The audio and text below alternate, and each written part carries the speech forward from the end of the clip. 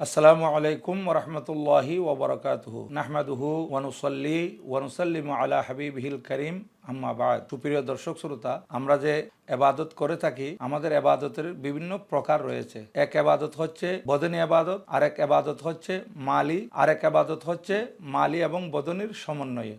বাদিনী আবাদত হচ্ছে নামাজ রোজা, আর মালি আবাদত হচ্ছে যাকাত সদকা, আর বাদিনী এবং মালির সমন্বয়ে হচ্ছে হজ। আমরা যে নামাজ পড়ে থাকি, নামাজ যেমন উত্তম আবাদত, যাকাত উত্তম আবাদত।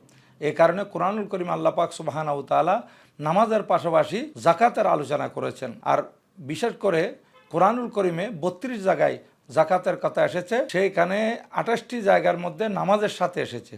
যারা নামাজ আদায় করবে মালেকে নেসাব, কিন্তু যাকাত আদায় করবে না, তাদের নামাজও কবুল হবে না।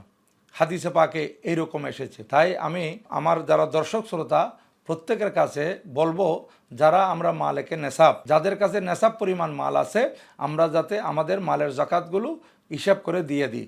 কারণ যারা যাকাত আদায় করবে না, তাদের ব্যাপারে পবিত্র কালামুল্লাহ শরীফ এবং পবিত্র হাদিসে রসুলের মধ্যে ভয়াবহ পরিণাম ঘোষণা করা হয়েছে। তাই আমি আপনাদের খেদমতে আরজ করব, আমরা যাকাতগুলো যাতে দিয়ে দিই।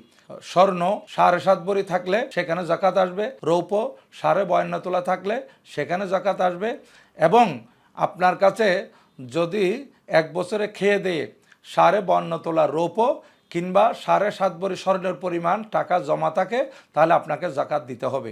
কিন্তু এখানে একটা কথা লক্ষণীয়, আমরা যাকাত দেওয়ার সময় যেটা গরিবদের জন্য ফায়দা হবে সেটার দিকে আমাদেরকে লক্ষ্য রাখতে হবে। তাহলে সেই দিকে যদি আমরা খেয়াল করি, তাহলে যাদের কাছে খেয়ে দিয়ে 1 বছরে 52.5 তোলা রৌপ্য পরিমাণ টাকা জমা থাকবে, তার উপর যাকাত আসবে। অর্থাৎ 80,000 কিংবা তার থেকে কিছু বেশ কম থাকলেও আমাদের উপর যাকাত আসতেছে।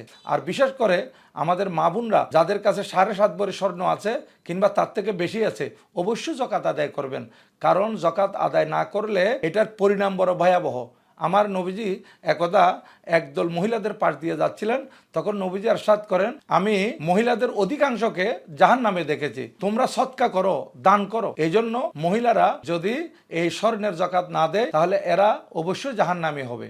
তাই আমি বলবো, যে মা বোনের কাছে 7.5 ভরি স্বর্ণ কিংবা তার বেশি আছে, আপনারা যাকাত আদায় করে দিবেন। আর এইদিকে মনে করেন এক ঘরের মধ্যে 3 জন মহিলা আছেন, মা, মেয়ে, পুত্রবধূ। মার কাছে 5 ভরি, মেয়ের কাছে 4 ভরি, পুত্রবধূর কাছে 7 ভরি স্বর্ণ আছে, তাহলে একসাথে 16 ভরি হয়ে গেল।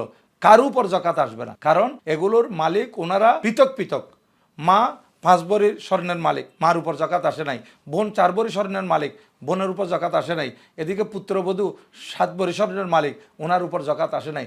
কিন্তু একজনের কাছে যদি 7.5 ভরি থাকে, তাহলে সেখানে অবশ্যই যাকাত আসবে, সেদিকে লক্ষ্য রাখবেন। আর বিশেষ করে আমাদের যাকাত আদায় করার মাধ্যমে মাল পবিত্র হবে এবং মাল বৃদ্ধি পাবে। বিশেষ করে ব্যবসায়ী ভাইদের উদ্দেশ্যে বলবো, আপনাদের ব্যবসার মাল যদি থাকে, সেখানে আপনাদের উপর যাকাত আসবে 1 বছর ঘুরলে। আর সেই মালের হিসাব করতে হবে আপনাদেরকে যাকাত দেওয়ার জন্য। আর আপনারা যদি যাকাত দিয়ে দেন, দেখবেন আপনাদের ব্যবসার মধ্যে আরো উন্নতি হবে, বরকত হবে। কারণ বরকত দেওয়ার এবং উন্নতি দেওয়ার মালিক হচ্ছেন আমার আল্লাহ।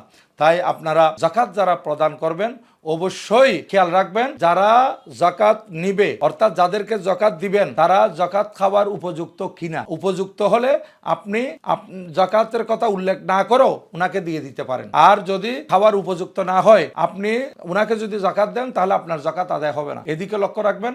আর বিশেষ করে আমাদের এশিয়া খ্যাত দ্বীনি প্রতিষ্ঠান চট্টগ্রাম জামিয়া আহমদিয়া সুন্নিয়া কামিল মাদ্রাসায় প্রায় এখন 9,000 ছাত্র লেখাপড়া করে। আর আঞ্জুমানে রহমানে আহমদিয়া সুন্নিয়া ট্রাস্ট, এটা একটা এশিয়ার অন্যতম আধ্যাত্মিক সংস্থা। এই সংস্থার অধীনে এই জামিয়া আহমদিয়া সুন্নিয়া কামিল মাদ্রাসা সহ প্রায় 2 শতাধিক মাদ্রাসা পরিচালিত হয়। এখানে অনেক গরিব ছাত্রছাত্রী, মেধাবী ছাত্রছাত্রী ফ্রিতে লেখাপড়া করতেছে। তাহলে আপনারা আমাদের জামিয়ার লিল্লা বোর্ডিং এ আপনাদের যাকাতের 4 ভাগের 1 ভাগ যদি দিয়ে দেন, বাকি 3 ভাগ গরিব আত্মীয় স্বজন, গরিব মিসকিন এলাকাবাসী, প্রতিবেশী, এদেরকে দেন, তাহলে আপনারা অনেক সওয়াবের ভাগী হবেন। আর এখানে আমাদের মাদ্রাসায় লিল্লা বোর্ডিং এ যদি আপনারা দান করেন, তাহলে এখান থেকে লেখাপড়া করে যে সমস্ত আলেমরা সারা দেশের মধ্যে নয়, বিশ্বের মধ্যে মিল্লাত, মাযহাব, দিন, ধর্ম, সুন্নিয়তের খেদমত করতেছে, এগুলো সদকায়ে জারিয়া হিসাবে আপনারা সওয়াবের ভাগী হবেন। সেদিকে একটু খেয়াল রাখার জন্য আমি অনুরোধ করলাম। ওয়ামা আলাইনা ইল্লাল বালাগ। ওয়াসসালামু আলাইকুম ওয়া রাহমাতুল্লাহি তাআলা ওয়া বারাকাতুহু।